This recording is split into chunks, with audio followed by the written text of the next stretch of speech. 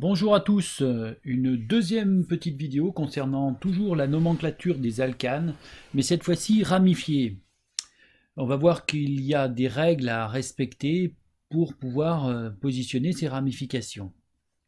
Voici par exemple un alcane à chaîne ramifiée. On voit bien qu'en fait les ramifications qui sont données en rouge sont des groupements alkyles, que l'on verra plus tard, ces radicaux alkyles. Ce sont des substituants. Alors pourquoi un substituant? Parce que avant ce groupement CH2, CH3, il y avait un hydrogène. Il y avait un hydrogène, c'était CH2 ici. Et cet hydrogène a disparu au profit de ce groupement-là. On appelle ça une substitution. D'accord? Donc ce sont des substituants. Prenons des exemples très rapidement. Voici un alcane à chaîne ramifiée. Alors, la première chose à faire, c'est d'identifier la chaîne carbonée la plus longue de manière linéaire. La chaîne carbonée la plus longue, il me suffit de compter d'un bout à l'autre de la chaîne sans lever le crayon. Alors, je m'aperçois ici que cette chaîne carbonée, je vais apercevoir que tout ça est la chaîne carbonée la plus longue, avec évidemment 3 et de 5 carbone. On appelle ça la chaîne principale. Donc de cette chaîne principale à 5 carbone, on va donc nommer cette chaîne principale à 5 carbone dans la famille des alcanes, c'est donc le pentane. Donc on se retrouve avec le pentane et il nous reste plus qu'un morceau à identifier. Ce morceau, c'est celui-ci qui reste à identifier. On voit que l'on a un groupement CH3. CH3, c'est un radical qui a un seul carbone. Or, souvenez-vous, dans la première vidéo que je vous ai donnée, je vous ai dit qu'il fallait apprendre vraiment par cœur ces préfixes qui déterminaient le nombre de carbone. Et quand un alcane avec un carbone, on appelait ça le méthane. Donc le préfixe c'est meth pour un carbone. On n'est pas tout à fait un alcane puisqu'on n'a pas CH4 mais CH3. On est dans la famille des alkyles. Et donc en fait, ce groupement CH3 va s'appeler le groupement méthyle. On remplace le groupement ane de la famille des alcanes par le groupement -il, le suffixe -il de la famille des alkyles. Et donc on se retrouve avec un groupement méthyle. Voici justement le tableau des radicaux de la famille des alkyles. En fait, on s'aperçoit qu'on a exactement le même tableau que pour les alcanes, avec la fin du mot, donc le suffixe qui change. On a toujours le radical met pour un carbone, et pour 2 carbones, prop pour 3 carbones, but pour 4 carbones, etc., etc. Et on s'aperçoit donc que ce radical détermine bien donc le nombre de carbone. Et on voit aussi que dans la famille des alkyles, c'est tout simplement un alcane qui a perdu un hydrogène en fait. Il ne l'a pas tout à fait perdu, c'est sa liaison qui va le faire se lier à la chaîne carbonée principale. Donc, quelque chose d'assez facile, il nous suffit tout simplement de retenir les radicaux qui correspondent au nombre de carbone et on a en fait la famille des alkyles aussi. Donc ici, si je reviens sur ma molécule de départ, on avait un pentane, c'était un groupement à un seul carbone, le méthyle, mais donc on s'aperçoit que dans le méthyle, ça s'attache tout, mais qu'on a enlevé le E de méthyle avant de le rattacher à pentane. Ce sera vrai pour tous, pour propyle, éthyle, etc., etc.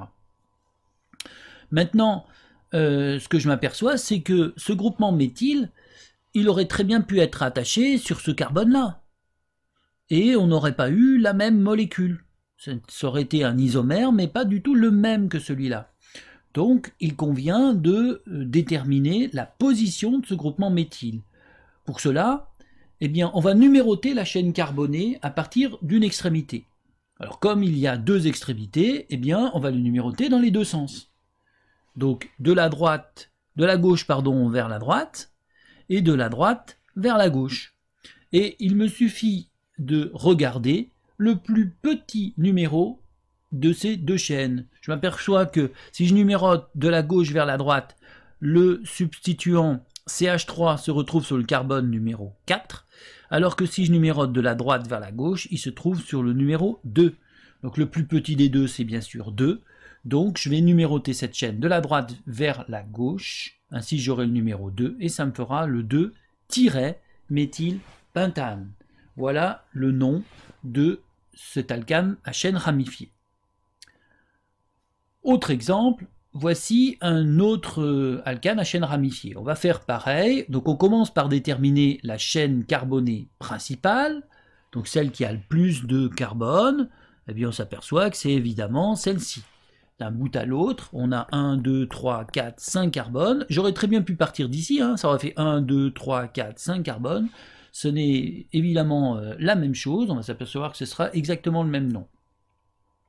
Alors, une fois que j'ai ça, eh bien, j'ai donc 5 carbones du pentane. Maintenant, ce pentane, il me reste 2 CH3. Ces deux CH3 sont donc des groupements méthyl, et comme j'en ai deux, je vais préciser que j'en ai deux par le préfixe di. Donc j'aurai le groupement diméthylpentane. D'accord ? Diméthylpentane. Et comme pour tout à l'heure l'autre alcane à chaîne ramifiée, je vais donc préciser la position de ces groupements méthyl sur ma chaîne principale. Donc je vais devoir numéroter dans un sens et dans l'autre. Hein. Je numérote ma chaîne carbonée et je vais donc m'apercevoir que si je vais de la gauche vers la droite, 1, 2, 3, 4, 5, je me suis enlevé le surligneur mais le stylet. Je vais l'enlever, voilà, 1, 2, 3, 4, 5, et là ça m'aurait fait 1, 2, 3, 4, 5. J'ai donc un groupement, si je suis de la gauche vers la droite, j'ai un groupement diméthylpentane en 2, 3, et si je suis de la droite vers la gauche, en 3, 4. Alors, laquelle des deux chaînes va être utilisée, laquelle des deux numérotations va être utilisée? C'est très simple, je vais prendre celle qui me donne la somme des chiffres le plus petit possible. Donc si je vais de la gauche vers la droite, j'aurai un 2, 3, ce qui fait 2 plus 3, 5. Si je vais de la droite vers la gauche, j'aurai en position CH3 en 3 et en 4, ce qui fera 7. Donc la numérotation se fera, c'est celle-ci que je vais utiliser, qui me donnera en position 2 et 3. Donc 2,3 tiret. Entre deux nombres, on met une virgule. Entre un nombre et une lettre, on met un tiret. Je précise comme remarque que vous devez avoir autant de numéros devant les radicaux que l'on a de ramifications. Chaque ramification doit porter un numéro. Un autre alcane, pareil, je commence par chercher la chaîne carbonée principale. Je vais surligner en jaune, c'est celle-ci. Hein. Je m'aperçois que j'aurais pu prendre aussi celle qui vient de là jusque là, mais de là et là, on voit qu'on a exactement la même chose. Donc, j'aurais très bien pu prendre celle du haut, comme ça, ou celle tout droit. Donc, je vais prendre celle tout droit. Et en prenant celle tout droit, je m'aperçois que il me reste, en fait, c'est un groupement à 7 carbones, donc c'est de l'heptane, et j'ai 3 ramifications. Donc une ramification de type éthyle et une ramification de type méthyle. Donc un méthyle ici, un méthyle ici, un éthyle ici. Donc la dernière règle, c'est je dois classer par ordre alphabétique. Donc j'ai de l'éthyle et du méthyle. On ne tient pas compte des préfixes, d'accord? Ça veut dire que comme j'ai diméthyle, ça commencerait par un D, alors que méthyle commencerait par un M. Je ne tiens pas compte du D, le méthyle viendra après l'éthyle. Je commence par écrire l'éthyle, donc l'éthyle sera en premier, et le méthyle en deuxième, même si c'est un di qui est devant, d'accord? Et toujours pareil, si je numérote dans un sens, dans le sens droite, dans le sens gauche-droite, pardon, le sens droite-gauche, je m'aperçois que les plus petits, la somme la plus petite, c'est 5-éthyl 3,3-diméthylheptane. Dernière situation, qui est une situation un peu plus classique aussi, hein. On a donc chaîne principale à 6 carbones, c'est donc de l'hexane, et on se retrouve avec deux possibilités. Soit, voilà, je faisais cette situation-là en forme comme ceci, ou alors j'avais la chaîne carbonée principale à 6 carbones tout droit. Là, par contre, ce ne sont pas les mêmes. Eh bien, laquelle des deux je vais prendre? Eh bien, en fait, je vais prendre, la règle me dit que je dois prendre la chaîne carbonée la plus longue qui porte le plus de substituants. Ça veut dire quoi, le plus de substituants? Si je suis dans cette situation, j'ai un substituant, deux substituants. Tandis que si je suis dans l'autre situation, j'ai un substituant à cette chaîne-là, un deuxième et un troisième. Donc ici, j'en ai trois, alors que dans celle-ci, j'en ai que deux. Donc la chaîne qui a le nombre de substituants le plus grand, c'est celle-ci. Donc c'est cette version-là que je vais prendre. Et ensuite, il me suffit de donner, on a un groupement éthyle ici et deux groupements méthyle. Donc c'est du diméthyle et un groupement éthyle. L'ordre alphabétique me donne éthyle avant méthyle. Et ça me fait le 3-éthyle-2,5-diméthylhexane. Voilà. On peut avoir des chaînes carbonées plus complexes, hein, donc je ne vais pas m'attarder là-dessus parce qu'on n'est plus dans le programme de première, mais en fait on peut avoir de la ramification d'une ramification.